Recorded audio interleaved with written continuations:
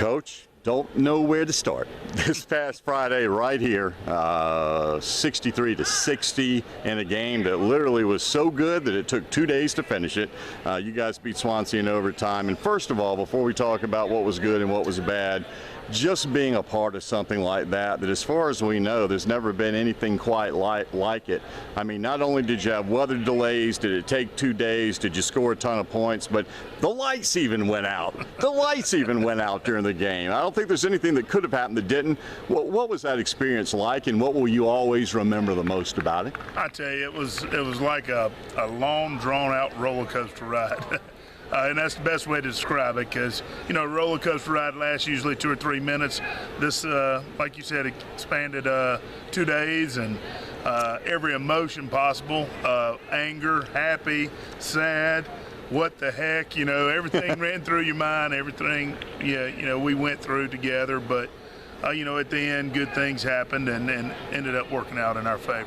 Your quarterback had another remarkable game, but at least on paper, the most remarkable yet. We know how good a player Logan is, but, you know, when you put together, 355 yards passing, another 150 rushing, and 8 touchdowns, that's pretty special. It is. It was a special moment, not just for our team, but, you know, to single out Logan. And you know, that's kind of a trophy per se for the effort and hard work he's putting into this program. I was tickled pink to see him have the type of night that he had. It couldn't happen to a better guy.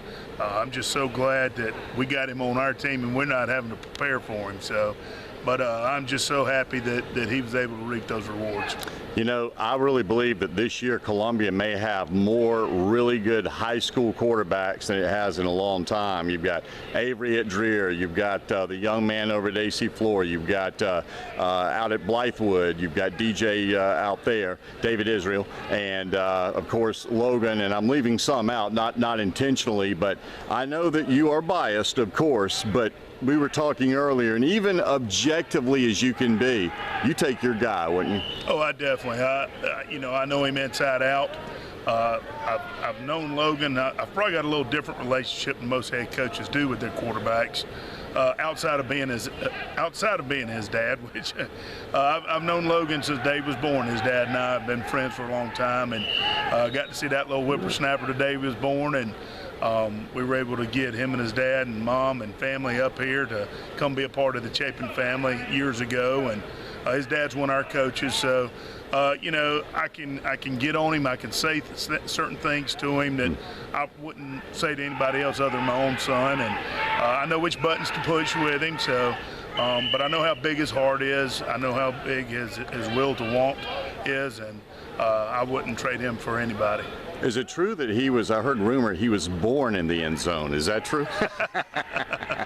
He was born in the end zone. He was certainly born to get in the end zone. Orange County, but no, him and my daughter were born on the same day. Really? That was kind of the unique thing. So, the same day and same year? Same day, same year. I called his dad. I said, "Hey, man," I said, "we got us a big little girl here." He said, "Well, we just had us a big little boy." That is awesome. So it ended up working out, and we've been close friends for a long time. Wow, wow. Now, it wasn't just Logan on the offensive side of the ball. You had 3 receivers that had huge contributions, and let's start with a guy that, no surprise at all, Evan Estridge. Yeah, Evans, week in and week out, putting highlights up on the TV, and you know, whether it's one-handed catches, whether it's laying out parallel to the ground and coming up with the ball, you know, his skills and his heart are far higher than most people's, and we're just very fortunate he's a part of our program.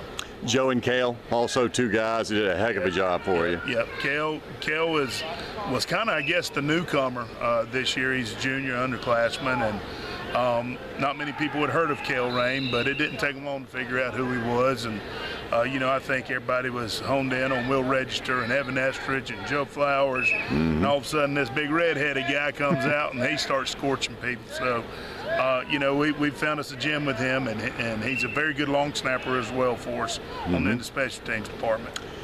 With a game that lasted as long as it did and was certainly as emotionally taxing as it was, to me it seems like it'd be a conundrum. You don't want to work the kids too hard. You want to make sure that they recover. Yet on the other hand, you're playing an undefeated Newberry team that always gives you fits, that's very athletic and got a lot of good things going on. How do you balance not wearing the guys out after a weekend like that, yet getting them prepared? Well, we were tired. You know, we were worn slap out, and you know, even though we had to come back on Saturday and play 2.5 minutes, we still had to prepare for it like we were going out for 4 quarters of football. You know, the coaches, we were sore and stiff. We know what the guys are going through. But on the other hand, you know, defensively, we did not play very well on Friday night. And we came out yesterday morning and cranked it up a little bit and got after them a little bit. And went back to some of our fundamentals of tackling and pursuit and, you know, turnover circuit type stuff. So we amped it up a little bit yesterday, and we figure we'll start letting loose on them a little bit after tomorrow.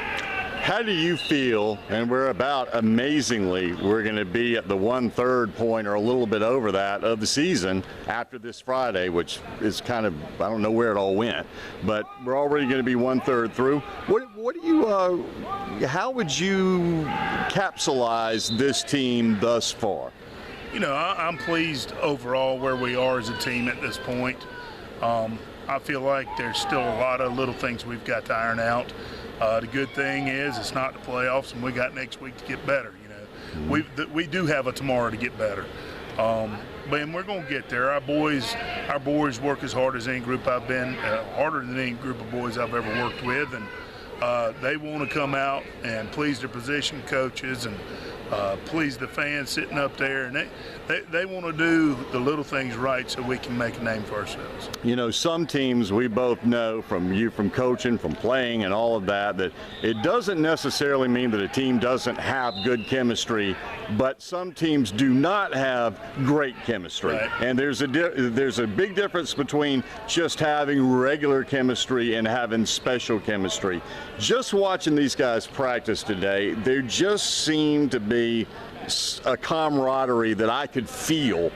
Am I right about that? Oh yeah, you're definitely right. I mean, I've been a part of programs or teams that had far better athletes than we've got walking around this field today, and but the chemistry wasn't there. I've had average chemistry, or I've seen. You know, one thing we do in Chapin is pretty unique to the football world is our early bird class. We bring, if you play varsity and JV football, you're in here before school every day working out. That's where we're getting stronger. We do some practice time during that time as well. And, you know, it's a commitment level, and it brings everybody to the same page. You're either going to get on the bus or you're not going to be a part of it. Yeah, you find out who wants to play, don't you? That's in a hurry. Coach, congrats on just an amazing football game. And as I was telling one of your kids, you and I are going to be long gone in the ground when they're still going to be talking about this past Friday night 50 years from now. That's right. It was great to be a part of. We just got to work on that defense and start putting a cap on something. All right. I think Newberry's licking their chops on the offensive side, and their defensive guys are probably shivering, you know, after this. Coach Strickland go ahead and give his offense the rest of the week off. They didn't need to worry about us. Thanks, Coach. Appreciate it. Thank you, Rich.